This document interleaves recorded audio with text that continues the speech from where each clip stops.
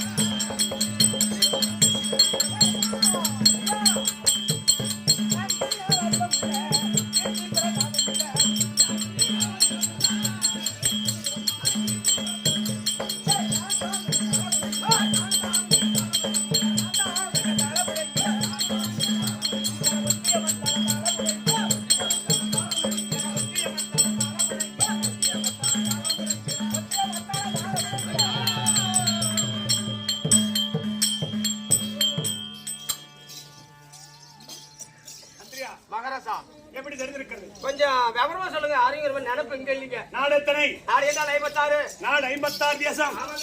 56 தேசத்திலேயே சரிங்க.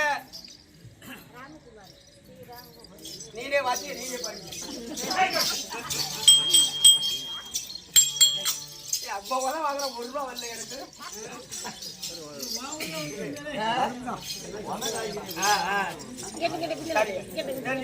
எல்லாம் சொந்தக்காரங்க. எனக்கு பத்தக்காரங்க தான்.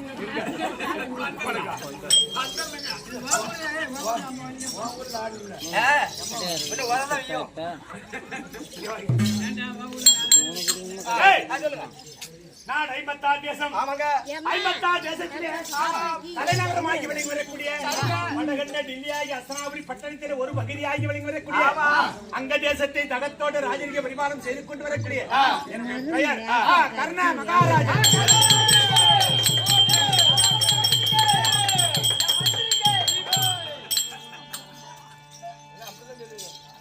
ஐயா நானும் அங்கு தேசத்தில் இருந்து கொண்டு வரக்கூடிய அரிதேசி பிரதேசி சொவி சொந்தமாக என்று சொல்லக்கூடியவருக்கு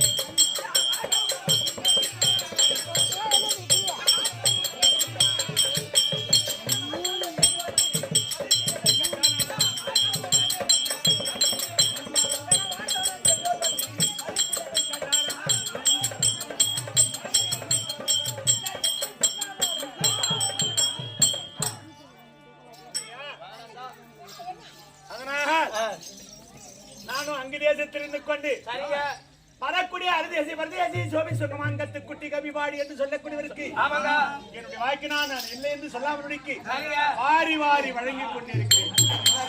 எனக்கு வாரி வழங்கக்கூடிய வல்லவர் என்று எனக்கு ஒரு சந்தேகங்க. எப்படி அந்த அங்குதேசி வந்த காரணம் என்ன?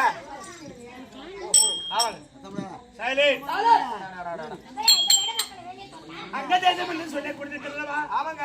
அது எப்படி உருவாச்சு? ஆமாங்க அப்படின்னு கேட்கிறேன். சந்தேகம். அந்த அங்கதேசமாகப்பட்டது எப்படி உருவாச்சு என்றால் எருமைகளை யானை முதல் 80,100,000 சிவசக்திகளுக்கு படியெடுத்து வரக்கூடிய அந்த முக்கந்தராய பரமேஸ்வரர் இருக்கின்றாரே அவர் பெரிய ஒரு வேதியாக வளர்த்தினார். சரிங்க, பரமக்கடவுள். சரிங்க. அப்ப வேதிகாலத்தை வளர்த்தான போது அவர் செய்யக்கூடிய தவம் ஆகப்பட்டது வெள்ளைங்கிரே பஸ்பிரமாய் எரிவது போறது. ஆமா, சரி. இதை பார்த்தார்கள் 30 முக்கோடி தேவர்கள், 44 வருஷத்துக்கு நாரத தேவர் மூவர் யாவத்தமன பேர்களும் சிவபெருமான் செய்யக்கூடிய வேள்வியாகமாகப்பட்டது. இவர் கடோரமான தவம் செய்கிறார். இந்த வெள்ளிங்கிரியை பல்பீரமாக எரிவது போல் இருக்கிறது. இது யார் சென்றால் தடுத்து நிறுத்தலாம் அப்படி என்று தேவரெல்லாம் ஒன்று சேர்ந்தார். அப்போது அப்படி ஒன்று சேர்ந்து பேசிக் கொண்டிருக்கும் போது பார்த்தார்கள். அந்த நேரத்திலே நாரதரை அழைப்பித்து கேட்டால் தெரியும். அவர் வருங்காலம் நிகழ்காலம் என்று சொல்லக்கூடிய 3 காலத்தை மறித்து உணர்ந்தவர். நாரதரை கூப்பிட்டு கேட்டார்கள். அப்ப நாரதர் என்ன தெரிவித்தார்? நீங்க தேவர் மூவர் யாவர் சென்றாலும் சரியே, அந்த வேலியாகத்தை தடுத்து நிறுத்த முடியாது. ஆனால் அதற்கென்று ஒரு ஆள் ஆண்டு வரக்கூடிய மன்மதன் இருக்கின்றாரா? மன்மதன் சென்றால் தான் அந்த வேலியாகத்தை தடுத்து நிறுத்தலாம் என்று தெரிவித்தார். நாரதருடைய வார்த்தையை கேட்டு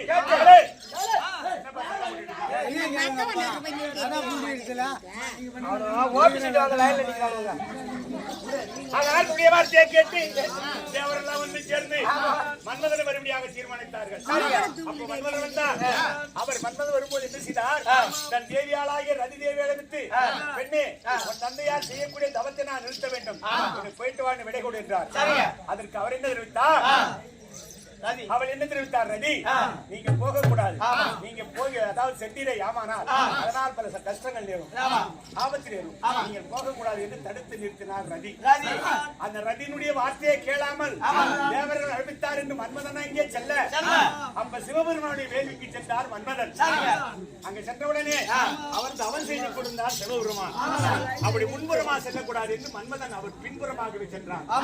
அப்ப பின்புறமா செல்லான் என்ற போது அவருக்கு ஞானத்தினால் தெரிந்தது, யாரோ நம்முடைய யாகத்தை தடுத்து நிறுத்த வருகிறார் கருதி சிவபெருமான் என்ன செய்தார் தெரியுமா?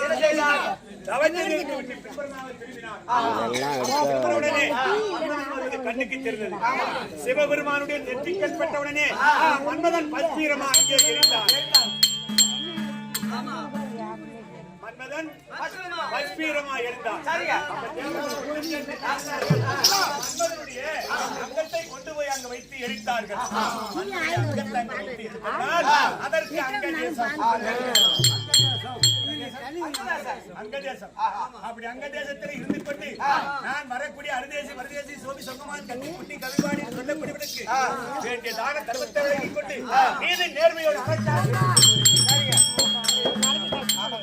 வாரி வழங்கக்கூடிய வல்லர் என்று அப்படி இருக்க நானும் அஸ்தினாபுரத்திலே துரியோதனன் இருக்கான் என்ற போது இது ஏதோ தெரியவில்லை.